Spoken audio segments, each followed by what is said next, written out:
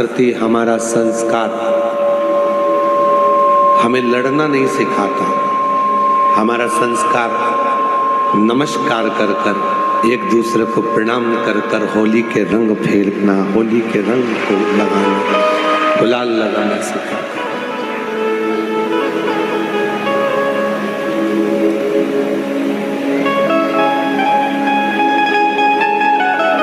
हमारा भी बहुत मन था कि आप लोग इतनी संख्या में आए हो, आज होली प्रज्वलित होगी, जलेगी, फिर लोग 4 तारीख को, कल तो ग्रहण है 3 तारीख का, तो 4 तारीख को लोग धुरंडी मनाएंगे, होली खेलेंगे, उत्सव मनाएंगे। 5 तारीख को महादेव की होली होगी, तो हमारा भी मन था कि हम आपके साथ में गुलाल की होली खेल कर जाएं। पर हमने मन में एक विचार करा कि एक बार भगवान शिव जी से पार्वती जी ने फागुन के महीने में एक लीला रची, और फागुन के महीने में माता पार्वती जी ने एक लीला ऐसी रची शिव जी के साथ में कि माता पार्वती जी शंकर जी के सामने से ओझल हो गई, कहीं छुप गए।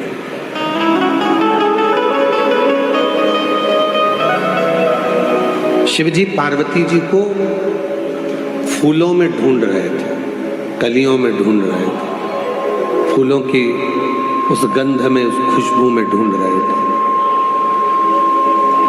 अब शिव जी पार्वती जी को फूलों में ढूंढ रहे, और थोड़े समय के बाद भगवान शंकर भी छुप गए, तो पार्वती जी उन्हें शिव जी के चरण की जो रज है, कंकर है, जो रज है, जो धूल है, उसमें शिव को ढूंढ रही हैं, और जो भभूत है, भस्म है, उसमें शिव को ढूंढ रही हैं।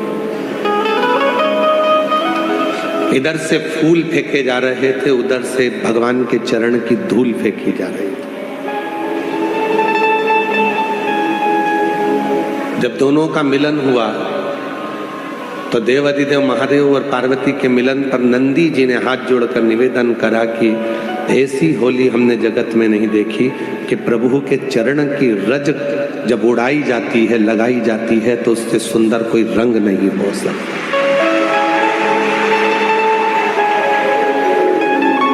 कहते हैं दुनिया के सारे रंग फीके हो जाते हैं, पर शिव भक्ति का रंग कभी फीका नहीं होता। शिव के चरणों का रंग, तो हम तो इतना कहेंगे कि आप जाते जाते इस कथा पंडाल की मिट्टी कोई एक दूसरे को लगा लोगे तो समझ लेना कि आपकी होली, आपका फागुन रंगमय हो, आनंदमय हो। और चंदन है इस देश की माटी, तपोभूमि हर ग्राम है, हर बाला देवी की प्रतिमा, बच्चा बच्चा राम है, जिसके सैनिक समर भूमि पर गाया करते गीता है, उसी माटी के हल्के नीचे खेली करती सीता है। ये चंदन है माटी, उस चंदन को ही अपने मस्तक पर चढ़ा लिया, अपने जीवन पर उतार लिया तो सुख है। और एक निवेदन और करूं पूरे राष्ट्र से, पूरे भारत की धरा पर रहने वाले एक एक सनातनियों से, कि आप, कई लोग ऐसे हैं कि उनको होली पसंद नहीं आती, कोई बच्चा रंग डाल देता है तो लड़ने बैठ जाते, कोई व्यक्ति जरा सा गुलाल फेंक देता है तो झगड़ा करने बैठ जाते। झगड़ा मत करो, उसको धन्यवाद दो। घर में रह रहकर 4-5 लोगों के बीच में रह रहकर आप ऐसे मुसद्दी लाल हो गए हो कि कोई किसी को रंगीन देखना ही नहीं चाहता। कम से कम खुशियां मनाओ, तो कोई तो तुम्हें रंग में डुबोने के लिए बैठा है, जो तुम्हारी जिंदगी को रंगीन कर रहा है। आजकल की होली बस इतनी रह गई, पत्नी ने इतना सा गुलाल डब्बी में से लेके इतना सा लगा दिया, बहुत है। बहन ने भाई को इतना सा लगा दिया। अरे ऐसे रंग कर जाओ कि दूसरी बार याद आए कि पत्नी ने उस सन में जब हम शादी कर कर आए थे, उसके दूसरे साल में ऐसा रंगा था, वो साल आज तक नहीं भूलूंगा। तो रंगे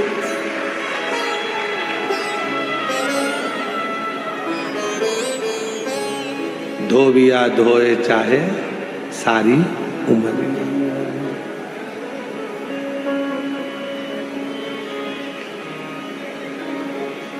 ऐसी रंगो गुरुदेव चुनर मेरी, ऐसी रंगो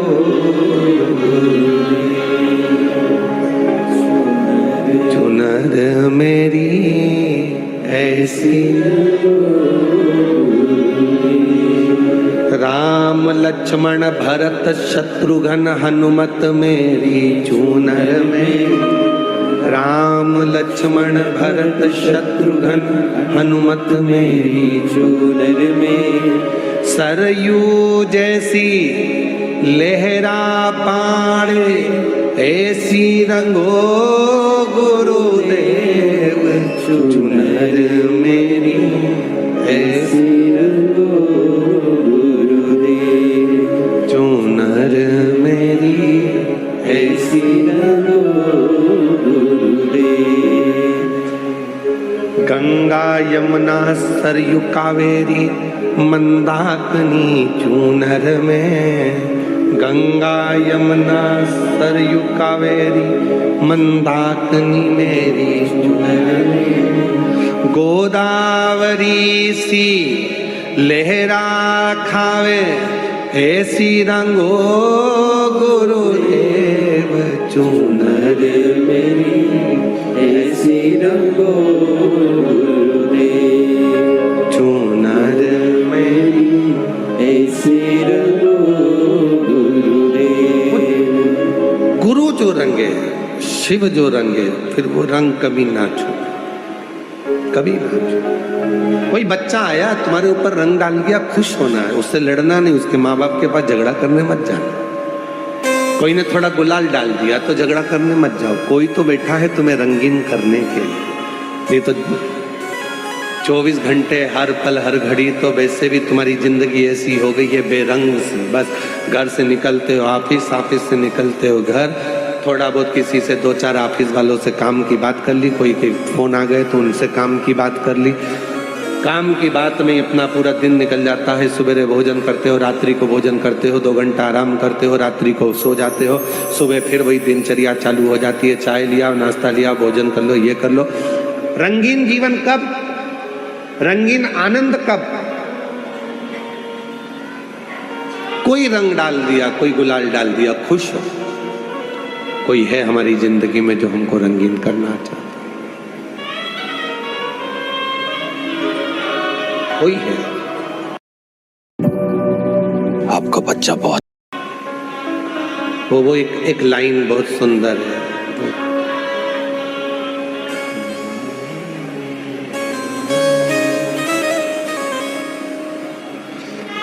दीनानाथ तुम्हें आता है वो, लाई है हजारों रंग होली, कोई तन के लिए, कोई मन के लिए। ये होली कहते हैं कि शिव को, भगवान शंकर की जो भस्म है, जो राख है, जो रज है, उसका सुख है। कोई एक देवता ऐसा बता दो कि जिसके तन पर रंग चढ़ा और वो रंग कभी ना उतरा। कोई एक देवता बताओ जिसके तन पर रंग चढ़ा और वो रंग ना उतरा। केवल एक देव है, देवाधिदेव महादेव, जो विष पिया नीला कंठ हो गया, आज तक नहीं उतरा। वो नीला कंठ का रंग आज तक नहीं उतरा। आज भी वो नीलकंठ महादेव के रूप में पूजाते हैं, आज भी उनकी पूजन होती है, नीलकंठेश्वर महादेव की।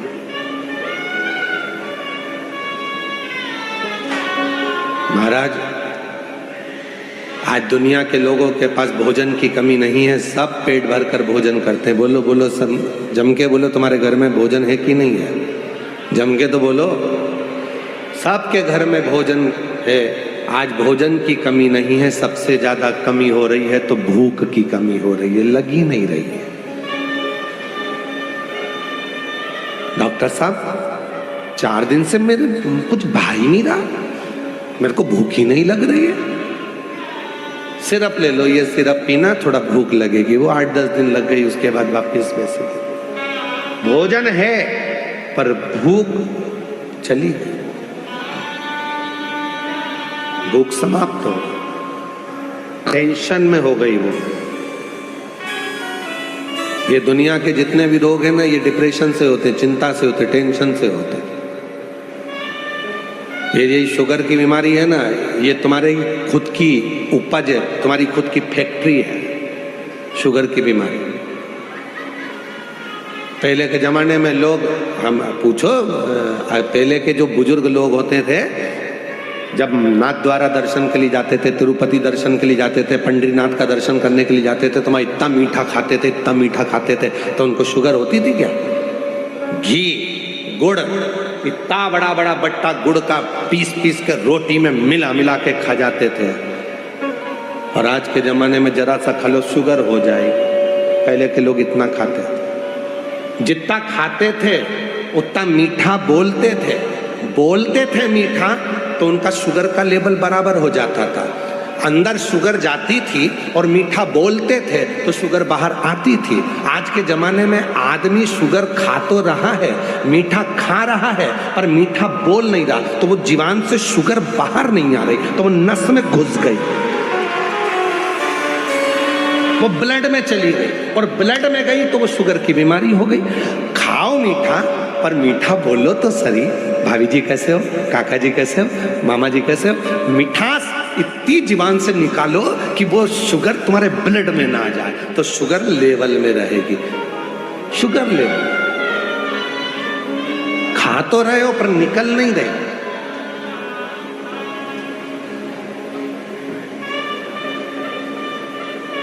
निकल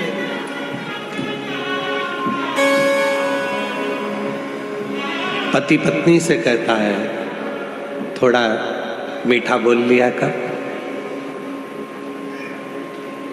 पत्नी पति से कहती है, दिन भर दुकान से आते हो, ऑफिस से आते हो, काम से आते हो, इतना चिड़चिड़ घर में करते हो, थोड़ा मीठा बोल लिया करो। गई सास बहू से कहती है, बेटा तू इतने अच्छे परिवार की, सब कुछ अच्छा, खूब काम करती है, तो खूब बहू इतना काम करती है, पर सास से पूछा जाए कि तुम्हारी बहू कैसी है? बहुत जोरदार गुरुजी, इतनी बढ़िया बहू है, सवेरे जल्दी उठना, काम करना, ये करना, वो करना, सबको चाय नाश्ता भोजन, कोई आया तो आतिथ्य सब करती है। फिर दिक्कत कुछ, बस केवल एक चीज खराब है, जीवान खराब। पूरा महीना अच्छा बोलेगी, एक हफ्ता अच्छा करेगी, पर वो जीवान से न जाने क्या बोल जाती है, उसे सुझ नहीं देता। मुझे तो लगता कोई बाबा माबा लग गया इसको, इसकी जीवान ठीक नहीं। बस सब काम अच्छा है, उठेगी, बच्चों को पढ़ाएगी, खिलाएगी, सब कुछ करेगी, कपड़े भी धो देगी, तुम्हारे लिए भोजन मिला देगी, चाय भी बना देगी, सब कुछ कर लेगी, सब करेगी, पर वो जीवान। भोजन है, पर आज के व्यक्ति के पास में भूख नहीं है, क्योंकि वो चिंता में जी रहा। और शिव महापुराण की कथा टेंशन से मुक्त करती है, चिंता से, टेंशन से। जितनी भूख तुम्हें घर में नहीं लगती, उतनी भूख तुम्हें कथा में लगती है, उतनी भूख लगती है। घर पे तुम 2 रोटी खाओगे और पेट भरा जाएगा, पर किसी भंडारे में, कोई भी भंडारा हो रहा हो, हनुमान जी का, राम जी का, दुर्गा जी का, पंडरीनाथ का, हरि विठल का, शिव पुराण का, कोई भी भंडारा हो रहा हो, मैं इतना मन लगेगा कि 2 रोटी की जगह 4 निपटाओगे, और एक्स्ट्रा माल अलग, चावल भी आन दो, मीठा भी आन दो, नमकीन भी आन दो, चल। क्यों? टेंशन मुक्त हो। घर पे रहते तो चिंता रहती, यहाँ काय का टेंशन। उठेंगे आराम से, रात को 11-12 बजे तो हम लोग शिवरात्रि का एंजॉय करा, खूब नाचे कूदे, आनंद किया। अब उठे हैं, उठ के फिर आराम से सब काम होगा, और बाबा पर भरोसा कर कर आश्रित हो। तो भोजन तो सबके पास है, पर भूख नहीं। और आपसे एक बात और पूछें, आपके घर में सोने के लिए बिस्तर है कि नहीं है? जम के बोलो जरा। सबके घर में बिस्तर है ना? बिस्तर सबके घर में। डनलप के गद्दे भी हैं, किसी के यहाँ चिफोम वाले गद्दे भी हैं, मखमल का कम्बल भी है, एसी भी, कूलर भी, पंखा भी, सब कुछ है, पलंग भी है, बिस्तर भी है, पर नींद कहीं चली गई, आती ही नहीं। भोजन है, भूख चली गई, बिस्तर है, नींद चली गई। डॉक्टर साहब मुझे नींद नहीं आ रही है।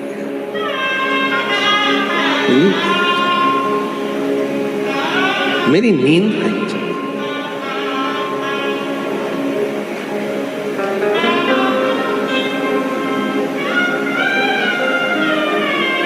महाराज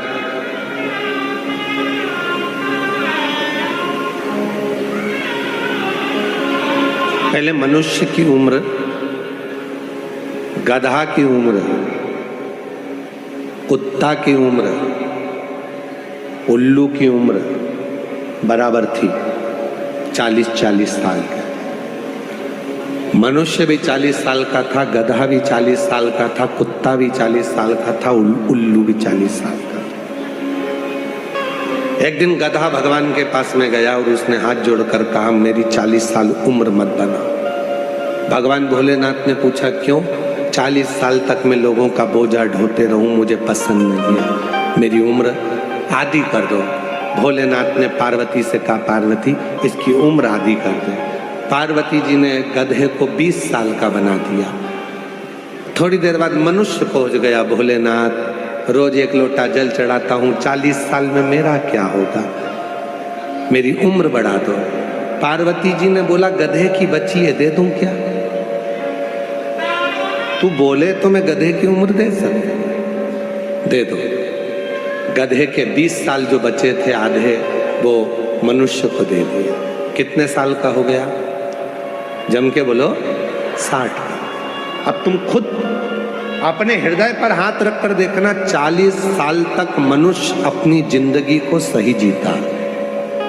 जो खाएगा पचेगा, जो कपड़ा पहनेगा जचेगा, जो पहनेगा उसके चेहरे पर, उसके तन पर सब अच्छा लगेगा 40 साल तक।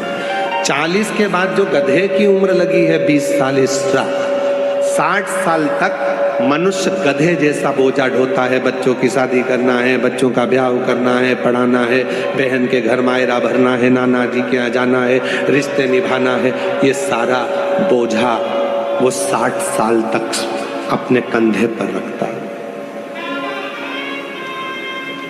60 साल। थोड़ी देर के बाद कुत्ता आ गया भगवान के पास में, भोलेनाथ मेरी उम्र 40 साल तुमने कर दी, मैं लोगों के दरवाजे पर बैठा रहूं, भौंकता रहूं, चिल्लाता रहूं, ये मुझे अच्छा नहीं लगता, मेरी उम्र कम कर दो। भोलेनाथ जी ने कहा, कितनी कम कर दे? बिल्कुल आधी कर दो, आधी कर दो। कुत्ते की उम्र 20 साल कर दी पार्वती जी ने। थोड़ी देर बाद मनुष्य फिर आ गया, बाबा 60 साल में मेरा क्या होगा? पार्वती जी बोली, कुत्ता की बची है, चलेगी, ले जा। 20 कुत्ते की जोड़ दो, कितने का हो गया? जम के बोलो, 80। कुत्ता कहाँ रहता है? दरवाजे पर। कुत्ते को भोजन कहाँ दिया जाता है? दरवाजे पर। रखा कहाँ जाता है? बाहर। जब 80 की उम्र का मनुष्य होता चले जाता है तो घर के बच्चे अपना कमरा रखते हैं और बुजुर्ग माँ बाप को घर के बाहर दरवाजे के पास हॉल में खटिया डालकर बिठा देते हैं कि कोई आए तो वहीं मिलना, भोजन भी वहीं आएगा, खाना भी वहीं आएगा, और बुजुर्ग माँ बाप वहीं बैठे रहते हैं और कोई भी आता है तो वहीं से चिल्लाते हैं, बहू, वहीं से चिल्लाते, वहीं से आवाज लगाते, बहू बहू बहू, वहीं से।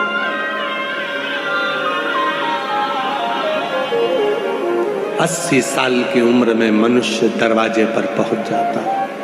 बची उल्लू की उम्र तो उल्लू आया, बाबा मेरी उम्र आधी कर दो। भगवान ने कहा, आधी उम्र? हाँ, कि मैं रात रात भर जगता रहता हूँ, पल मैं पेड़ पर टंगा रहता हूँ, मेरी उम्र आधी कर दो। ठीक है, तू आज से 20 साल। मनुष्य आ गया, 80 में मेरा क्या होगा?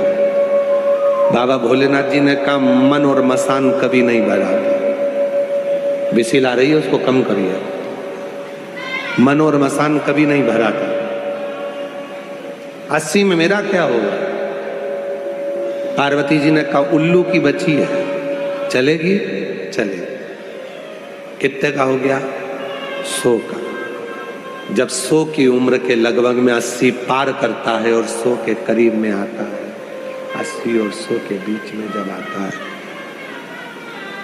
80 और 100 के बीच में जब पहुंचता है तो उल्लू की उम्र चालू हो जाती है। डॉक्टर के पास जाकर कहेगा डॉक्टर साहब नींद नहीं आ रही है। डॉक्टर कितनी भी टेबलेट दे दे, उसको नहीं मालूम डॉक्टर को कि उल्लू की लग गई। कितनी भी गोली खा ले नींद नहीं आ सकती। 2-3 घंटा सोएगा, रात को 1:30-2 बजे उठ के बैठ जाएगा, फिर नींद चली जाएगी, फिर थोड़ी सी आएगी, फिर जाएगी, फिर आएगी। बिस्तर है पर नींद नहीं, भोजन है पर भूख नहीं। भूख। और महाराज आज लोगों के पास धन तो है पर धर्म नहीं है। और मैं श्रीमान रसिक लाल जी, माणिक चंद जी धारीवाल जी के इस पूरे परिवार को, श्री प्रकाश जी धारीवाल जी को, श्रीमती दीना भाभी जी को, उनके बेटे चिरंजीवी आदित्य जी को, उनकी बेटी साक्षी को, उनकी बहनों को, दामादों को, सबको साधुवाद देता हूं कि आपके यहाँ धन भी है और धर्म भी है। आपके यहाँ धन भी है और धर्म भी है। उस धन का प्रयोग कैसे करना है? भूखे को भोजन कराकर कितने खुश होना है, कितने खुश, प्यासे को पानी पिलाकर कितनी प्रसन्नता हासिल कर ले, किसी का इलाज कराकर रोगी से, उस रोग से मुक्त कर कर उसके कितना आनंद ले ले। भूख है, भोजन है पर भूख नहीं है, बिस्तर है पर नींद नहीं है। और आज लोगों के पास धन है पर धर्म नहीं है। पर जिसको देखना है एक बार श्री रसिक लाल जी, माणिक चंद जी धारीवाल परिवार में आकर देखो कि धन भी है तो धर्म भी है, दोनों। धन के साथ में धर्म भी इनके भी, संस्कार भी इनके भी।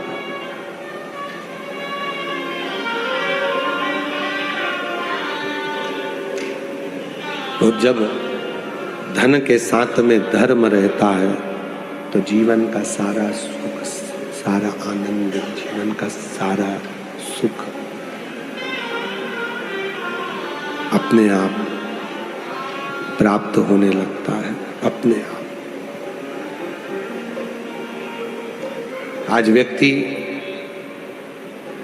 कमा रहा है पर अपने ऊपर खर्च नहीं कर पा रहा। और शिव जी ने बहुत सुंदर कथा में वर्णन किया है। शंकर जी की कथा कहती है कमाओ पर अपने ऊपर खर्च भी करो। शिव जी की कथा प्रेरणा दे रही है कि शंकर जी के मस्तक पर गंगा है, गंगा दूसरे के पास बाद में पहुंच रही है, पहले शिव जी के ऊपर वो गंगा स्नान करा रही है। पहले अपने ऊपर खर्च करो, स्वयं। पिताजी कीपैड मोबाइल चला रहे हैं और बेटा एप्पल का चला रहा है।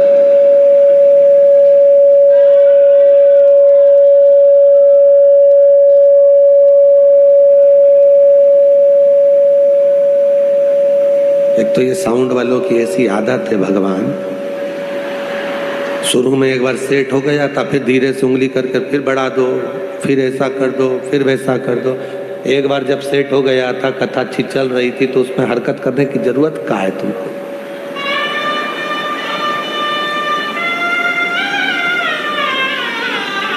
भगवान मालिक है।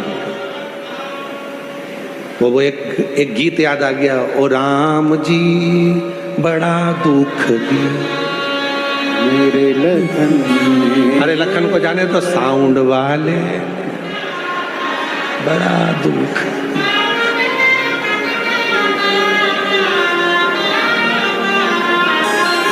क्या बोले? बहुत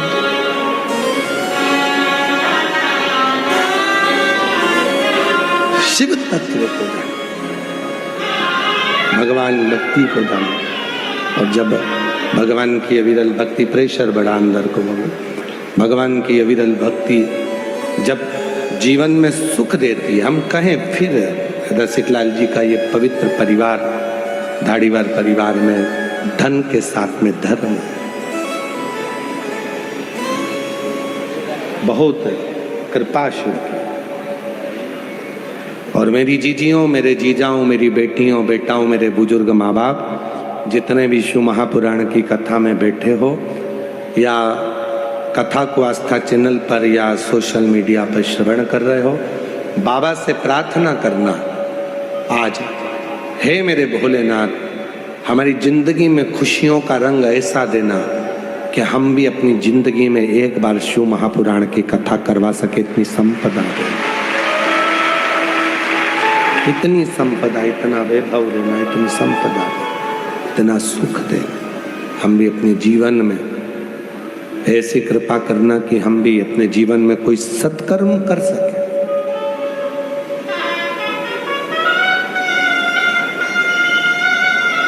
सुख,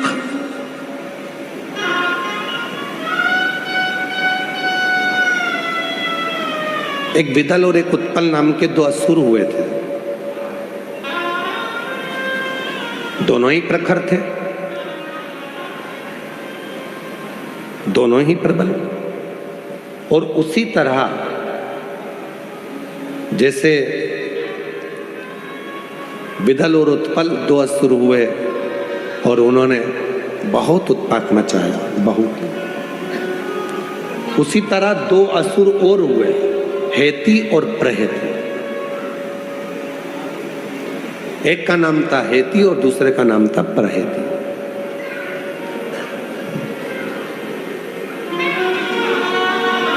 यदि स्कंद पुराण को आप पढ़ते हैं गीता प्रेस गोरखपुर की, तो उसमें गीता प्रेस गोरखपुर की स्कंद पुराण में वर्णन आता है भगवान शंकर के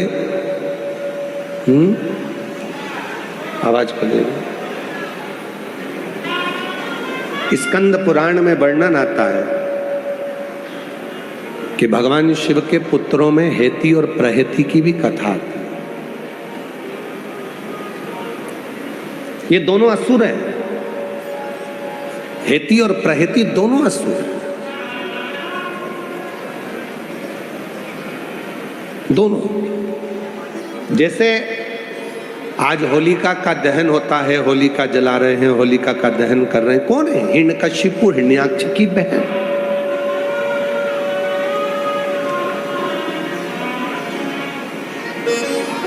कभी आपने विचार करा कि जब ये राक्षस की बहन थी तो इसकी पूजन करने की जरूरत क्या थी? होली की पूजन दो बार होती है, एक जलने से पहले और एक जलने के बाद। लोग सुबह पूजन करने जाते हैं, कोई जलने के बाद पूजन करने जाता है। एक जलने के पहले होली की पूजन होती है और एक जलने के बाद होती है। कभी तुमने विचार किया कि होली की पूजन जलने के पहले किसकी होती है और जलने के बाद किसकी होती है? तो याद रखना, जलने के पहले जो होली की पूजन होती है वो हिरण्यकशिपु, हिरण्याक्ष की बहन होलिका की होती है, ढूंढा की होती है। और जलने के बाद जो पूजन होती है वो भक्त प्रहलाद की होती है।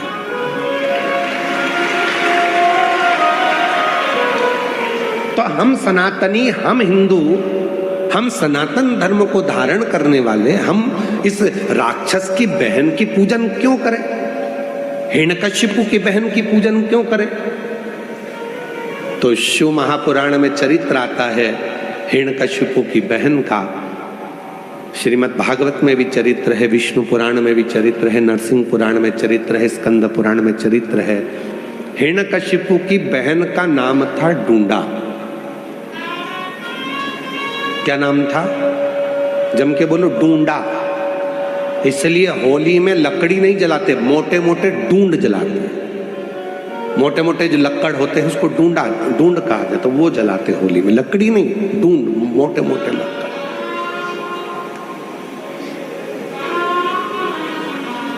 जितना हिरण्यकशिपु ने तप करा, जितना हिरण्याक्ष ने तप किया, उतना ही तप ढूंढा ने भी करा। और ढूंढा ने तप कर कर भगवान ब्रह्मा जी से वर पाया मुझे एक चादर ऐसी दे दो, उस चादर को मैं जब ओढ़ कर बैठूं तो मैं आगी में जलूं ना। ब्रह्मा जी ने तथास्तु कर एक चादर डूंडा को दे दी, होलिका को दे दी। जब समय आया प्रहलाद को ले जाकर पानी में डाला, सब में डाला, पर वो मरा नहीं। तब अपनी बहन से हिरण्यकशिपु ने कहा कि तू अपने भतीजे को लेकर, तू बुआ है वो भतीजा, अपने भतीजे को लेकर गोदी में बैठ जा, आगी में चादर ओढ़ लेना, तू बच जाएगी, भतीजा चल जाए।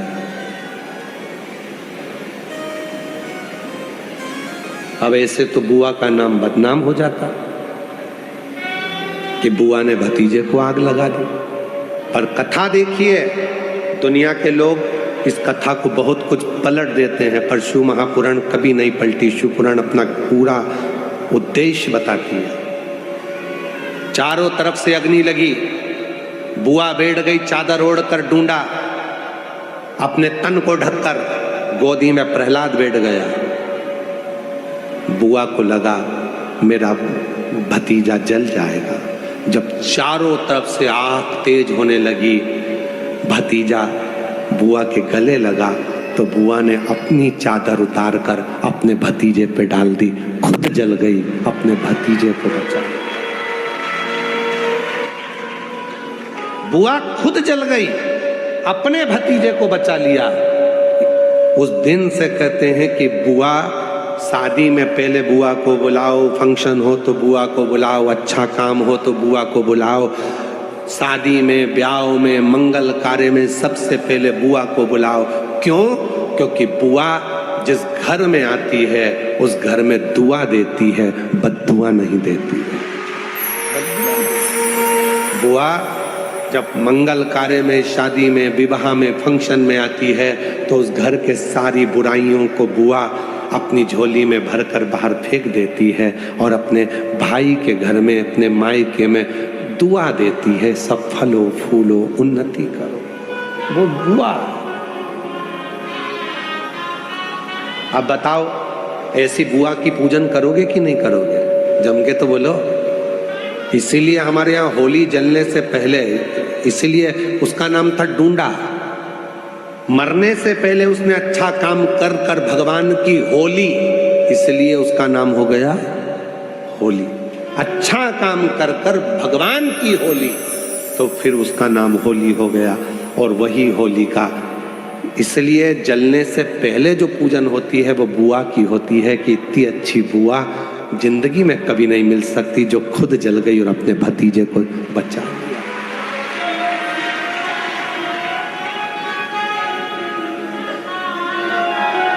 और होली जलने के बाद जो पूजन होती है वो प्रहलाद की होती है कि ये बच गया उसकी कृपा से।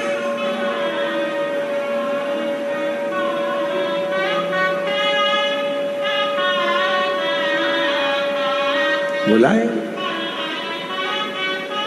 होली का जो कहे ये असुर है। जरूरी नहीं कि असुर का दिल नहीं होता। हो सकता है कोई व्यक्ति बहुत गुस्सा करता है, क्रोध करता है, अपशब्द बोलता है, बहुत ज्यादा आड़ा टेढ़ा बोलता है। हो सकता है वो भी बहुत प्रेम करता है,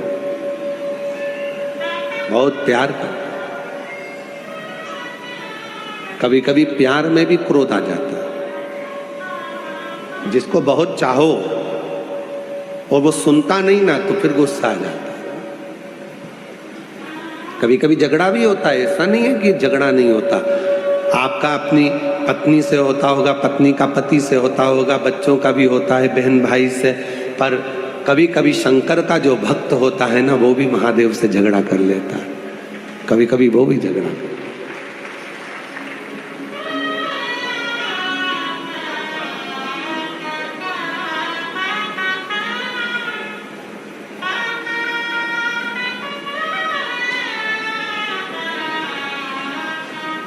गोरा जी को साथ राखे नंदी द्वारे ठाड़ा जी।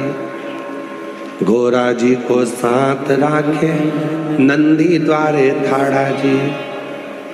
रोज पानी में चढ़ाऊं सुनता क्यों नहीं म्हारी जी। मैं रोज तुझे जल चढ़ाता हूं, तू मेरी क्यों नहीं सुनता? कब सुनेगा? कभी कभी महादेव से भी झगड़ा हो जाता है, लड़ाई हो जाती है, नहीं आता। हेती और प्रहती ये दोनों असुर हैं, दोनों राक्षस हैं, पर उसमें हेती और प्रहती में जो प्रहती है वो थोड़ा सा नम्र स्वभाव का असुर है।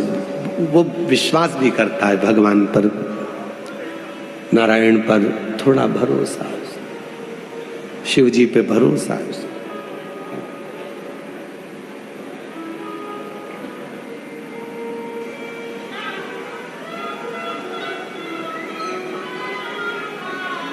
कोई कोई अपनी भक्ति को दिखा देता है, कोई कोई नहीं दिखाता है। एक पति पत्नी थे, बहुत अच्छे सेठ थे, बहुत पैसा था, खूब भोजन कराते थे। धर्म पत्नी अपने पति से कहती थी, देखो मैंने इतने सारे लोगों को भोजन करने बुलाया है, तुम दक्षिणा दो। पति कह देता, मैं नहीं दूंगा, तू दे। मैं मंदिर जाती हूं, तुम मंदिर चलो। पति बोला, मैं नहीं जाऊंगा, तू जा।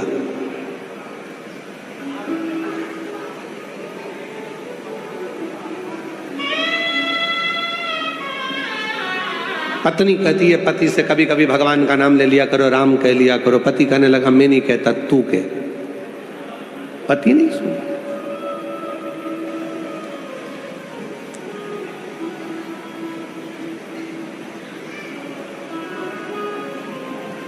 एक दिन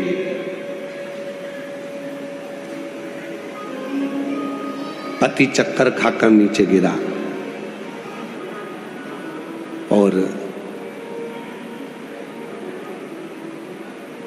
बहुत सारे लोगों ने देखा, उठा, जल का छींटा दिया।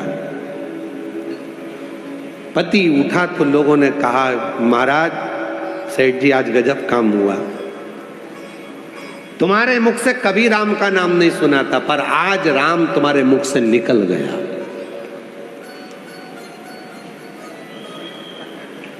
सेठ जी की आंख में आंसू भर गया, नेत्र बंद कर रहा है और सेठ जी ने कहा, सत्य बोलो, क्या मेरे मुख से राम निकल गया? हाँ, सबसे पूछ लो, आज आपके मुख से राम निकल गया। सेठ जी ने हाथ जोड़कर कहा, जिस राम को मैंने अपनी तिजोरी में छुपा कर रखा था, आज वो निकल कैसे गया? और सेठ जी ने प्राणों को त्याग दिया। जिस राम को मैंने छुपा कर रखा था, भक्ति दिखाई नहीं जाती, भक्ति को दिखाया नहीं जा सकता। मैंने जिसको अंदर छुपा कर रखा, उसे कैसे प्रस्तुत कर दूं?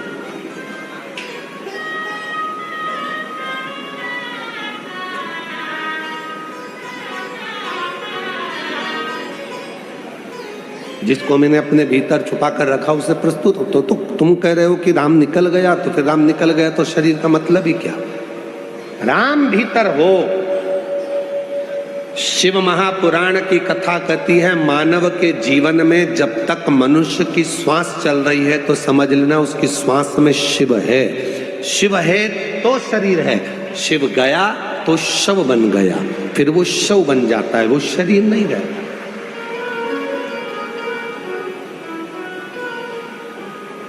और करना क्या है? शिव जी के मंदिर में हम जाकर एक लोटा जल क्यों चढ़ाते हैं? आपको जल की महत्वता मालूम है?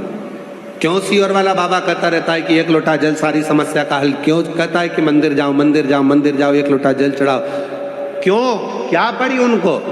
शिव महापुराण की कथा कहती है, जब श्वास रूपी शिव शरीर में रमण करता है तब तक शरीर है। शिव श्वास बंद हो जाती है तो शरीर शव बन जाता है। इस श्वास रूपी शिव को मंदिर में जो शिवलिंग होता है वो पूरी सृष्टि का भाग होता है। उस पे जब हम जल चढ़ाते हैं, हमारी जो शिव रूपी श्वास निकलती है जल चढ़ाते समय, वो तरंगे शिवलिंग पर जब पड़ती है तो ये शिवलिंग और ये श्वास का जब मिलन होता है तो हमारी श्वासों में हम जो कामना करते हैं वो कामना भोलेनाथ को पूरा करना ही पड़ता है। अगर वो पूरा ना करता,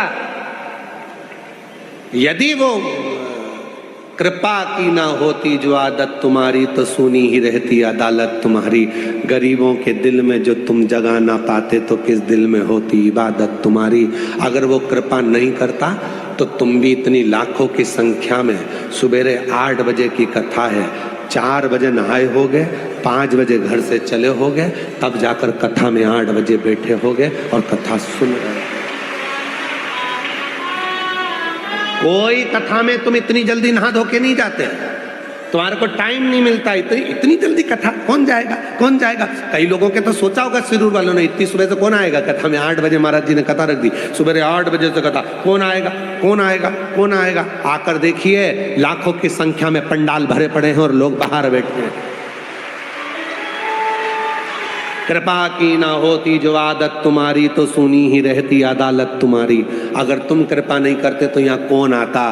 पर उसने कृपा करी है, उसने दिया है, तो आपको भी मालूम है कि वो पंडाल में जाकर सुना है ऐसा, मेहमान जाते हैं, बुआ जी जाती है तो भतीजे के हाथ में 150 देकर जाती है, मामा जी जाते हैं तो कुछ देकर जाते हैं, मेहमान जाते हैं तो घर के बच्चों को कुछ देकर जाते हैं। और मेरा भोलेनाथ 7वें दिन की कथा विराम कर कर जाता है तो आपकी गोदी में कुछ ना कुछ देकर जाता है। बाप है जगत का, परम पिता परमात्मा देव अधिदेव महादेव है। आज जाएगा ये कुबेरेश्वर बाबा के धाम से आई हुई कुबेर भंडारी की ये पोथी, जो कुबेरेश्वर बाबा यहाँ लुटाने के लिए आए थे, इस पोथी के स्वरूप में आज चली जाएगी। उसके जाने से पहले वो अपना जो लुटा सकता है इतना देकर जाता है। लोग झोली पसार पसार कर मांगते हैं और मेरा कुबेरेश्वर बाबा, मेरा देव अधिदेव महादेव जाते जाते उनकी झोली में दे देता है। तो वो 3 महीने में फिर कथा के पंडाल में आकर बैठ जाते हैं।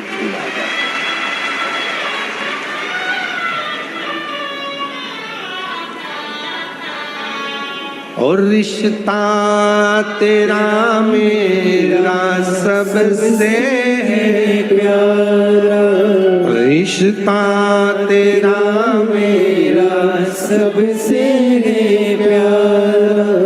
तू मेरा बाबा, मैं हूँ तेरा लाला, मैं हूँ तेरा लाला। तू मेरा बाबा, मैं हूँ तेरा लाला, मैं हूँ तेरा लाला। जाते जाते वो भी बहुत कुछ देकर जाएगा, खाली नहीं भेजेगा। इसलिए लोग समापन के दिन एक दिन पहले शिवरात्रि मनाते हैं, दूसरे दिन रात रुककर सुबह सुबह बाबा से झोली पसार मांग कर अपने घर को चलते हैं।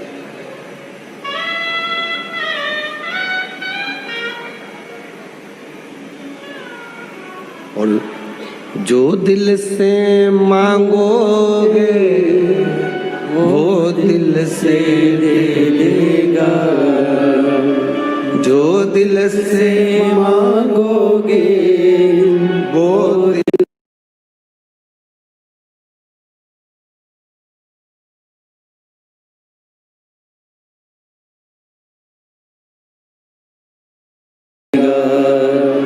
मेरा भोला भंडारी है, खाली झोली भर देगा।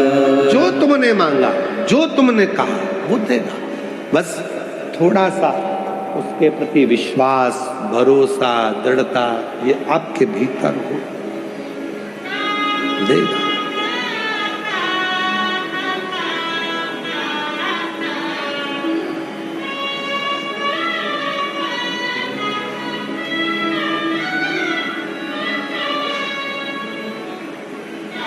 दिल से कहो, मेरा क्यों नहीं सुनता रे ओ कुबेर के भंडारी, मेरी क्यों नहीं सुनता रे ओ कुबेर के भंडारी।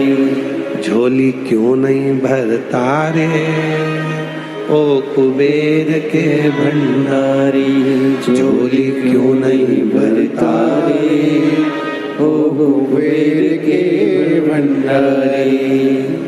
उससे प्रार्थना, उससे निवेदन, उससे विनय नित्य कर देगा। ये पत्र देखो, कितना सुंदर भाव इनमें व्यक्त किया।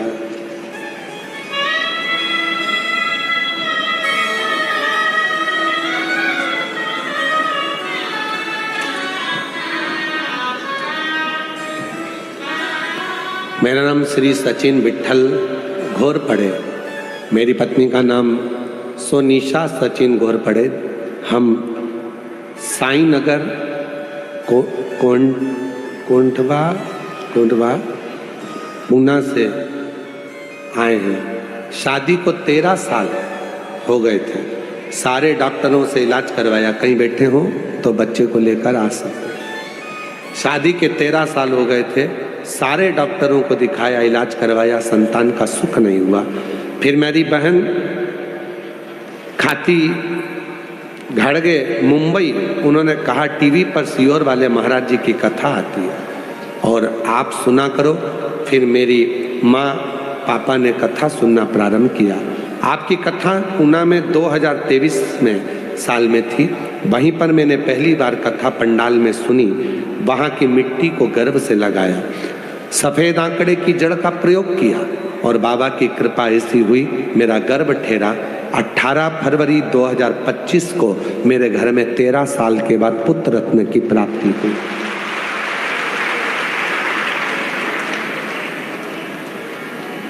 मेरा नाम निशा गणेश सेजवल, मैं शिरूर के रहवासी हूँ। मेरा मोबाइल नंबर ये है।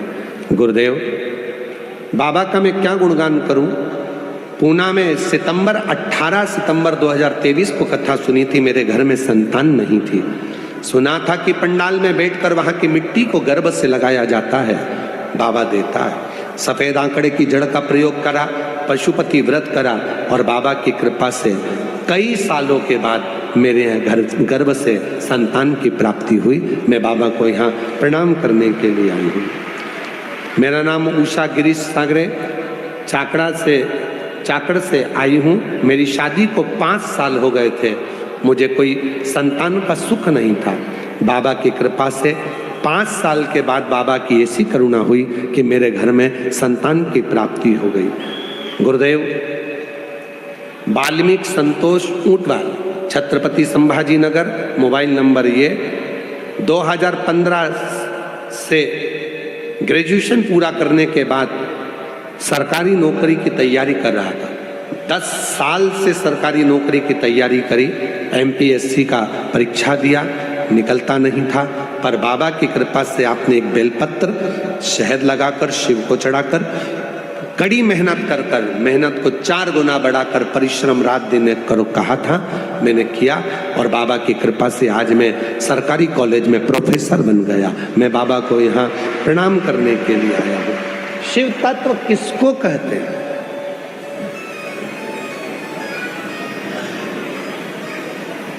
आप दिल से उससे कहते हो, वो दिल से सुनता है। आप उसको भाव से कहेंगे, वो भाव से सुनता। और खाली न जाता कोई दर से तुम्हारे, खाली न जाता कोई दर से तुम्हारे, मैं भी खड़ी हूँ नंदी बाहें पसारे, अपने हृदय से लगा लो, गिरा जा रहा हूँ, उठा लो, भोले अपने दर से अब तो न टालो, गिरी जा रही हो,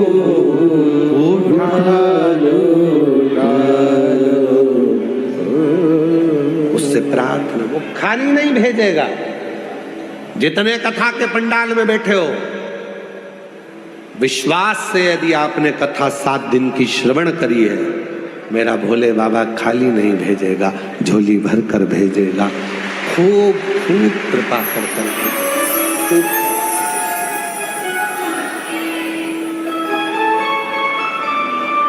खूब करुणा कर।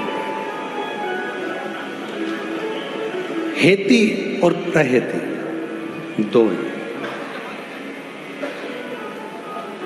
एक हेती एक प्रहेती, दोनों असुर है, राक्षस है। पर प्रहेती का जो भाव है, प्रहेती का जो भाव है वो शिव के प्रति बहुत है। वो विश्वास करता है, भरोसा करता है।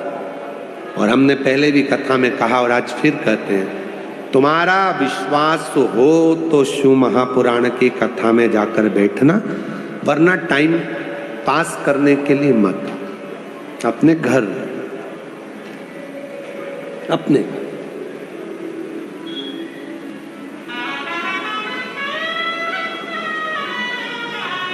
टाइम बर्बाद करने के लिए बिल्कुल मत आओ कि यहाँ पर भीड़ बढ़ाने के लिए। जैसे जैसे भीड़ बढ़ती है तो व्यवस्थाएं भी और करना पड़ती है। तो भीड़ बढ़ाने के लिए आप कथा में मत आओ। और कोई कथा में आप भले भीड़ बढ़ाने के लिए जाओ, मना नहीं है, वहाँ बहुत आपको बुलाया जाएगा, अनाउंस किया जाएगा, बिठाने के लिए व्यवस्था करी जाएगी, सब कुछ करा जाएगा। पर यहाँ शिव महापुराण की कथा में तुम्हें मालूम पड़ जाए कि कुबेरेश्वर बाबा की धरा से कुबेर भंडारी आया है। शिव महापुराण की कथा करने के लिए सियोर वाला बाबा आया है, तो यहाँ भीड़ बढ़ाने के लिए मत जाना, यहाँ भाव बढ़ाने के लिए आना और बाबा से विश्वास के साथ प्रार्थना करने के लिए।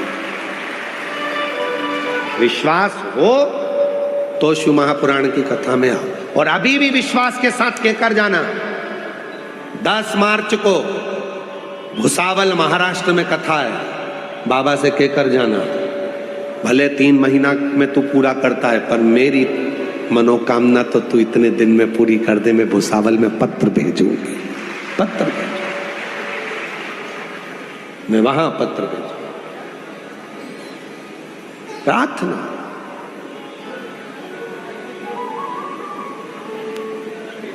ओ डमरू वाले रे, दूर करो दुख मेरा, ओ काशी वाले रे, दूर करो दुख मेरा, दूर करो दुख मेरा,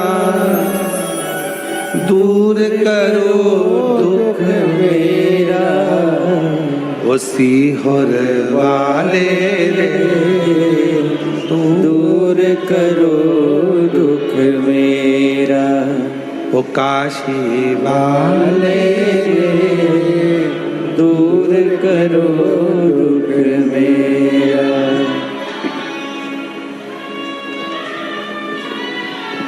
उससे प्रार्थना,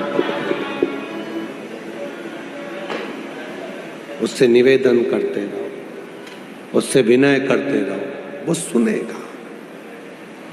भाव से कहोगे तो सब कुछ, बहुत कुछ।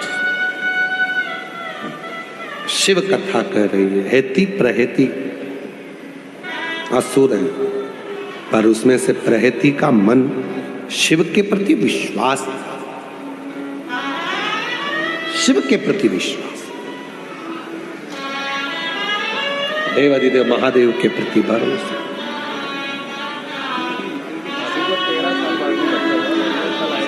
दूर करो दुख मेरा, सिहोर वाले। कल इनके भाभी भैया बच्चे को लेकर आए थे। 13 साल के बाद इनके भाभी की यहाँ संतान हुई। डॉक्टर मना कर दिए थे कि तुम्हारे यहाँ संतान नहीं होगी, पर बाबा की कृपा से 13 वर्ष बाद इनके भाभी की यहाँ, वो जोरदार ताली बजा।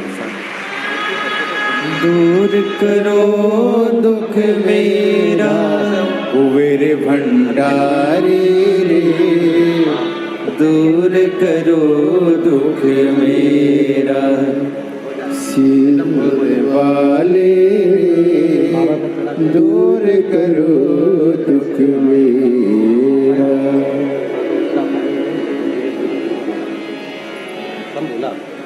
प्रणाम करो बाबा को, बाबा को नमन करो, प्रणाम प्रणाम प्रणाम।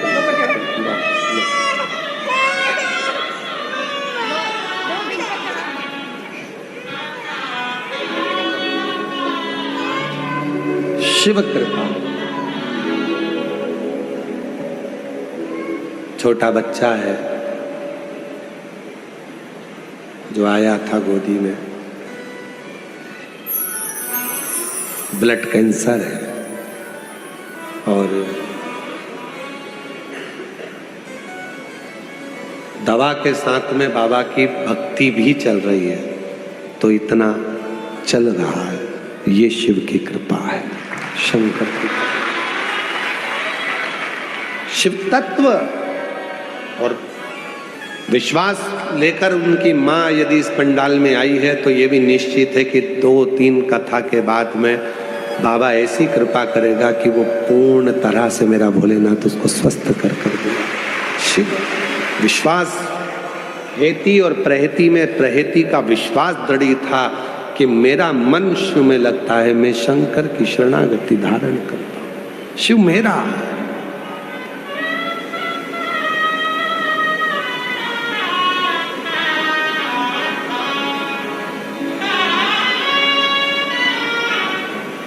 शिव के प्रति जिसका विश्वास दृढ़ हो गया, ब्रह्मा जी का विश्वास दृढ़ नहीं हुआ था तो सिर कट गया था और बड़का पेड़ बन गया था। भगवान नारायण जी का विश्वास शिव जी के प्रति दृढ़ था तो उनकी पूजन आज भी संसार सागर में, जो आप सत्यनारायण भगवान की पूजन करते हो, वो सत्यनारायण भगवान की पूजन कब चालू हुई? जब भगवान नारायण ने शिव जी पर पूरा सत्यमय विश्वास किया, सत्यमय जब भरोसा किया और जब भरोसा दृढ़ हुआ।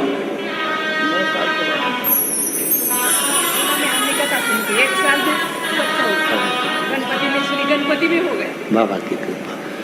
9 साल के बाद बच्चा हुआ है। एक बार जोरदार ताली बजाकर प्रणाम करो, नमन करो बाबा को, नमन करो। भोले बाबा है ना, भोले बाबा आंसू पोछो, आंसू पोछो जी। बोला था 1 साल में ला सकते तो पता जी कि आप इतना ला सकते हैं। बाबा कृपा, साल के अंदर बाबा कृपा निष्ठा।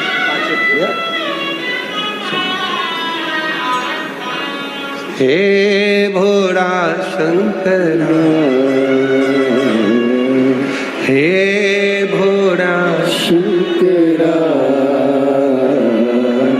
आवड तुला बेलाची, आवड तुला बेलाची, बेलाच्या पानाची।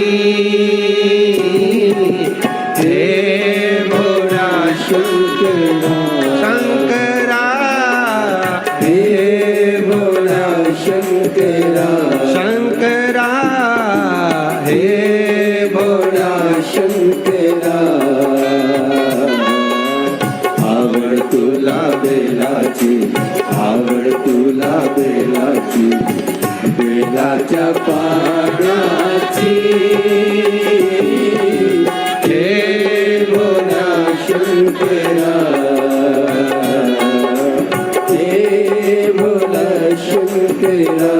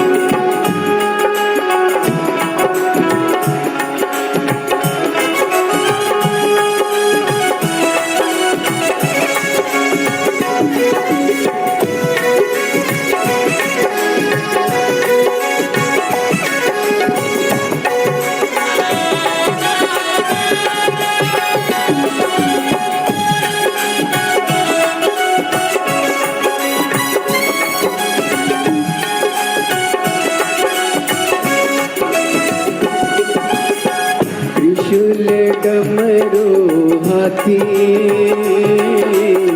संग नाचे पार्वती हो। त्रिशूल डमरू हाथी,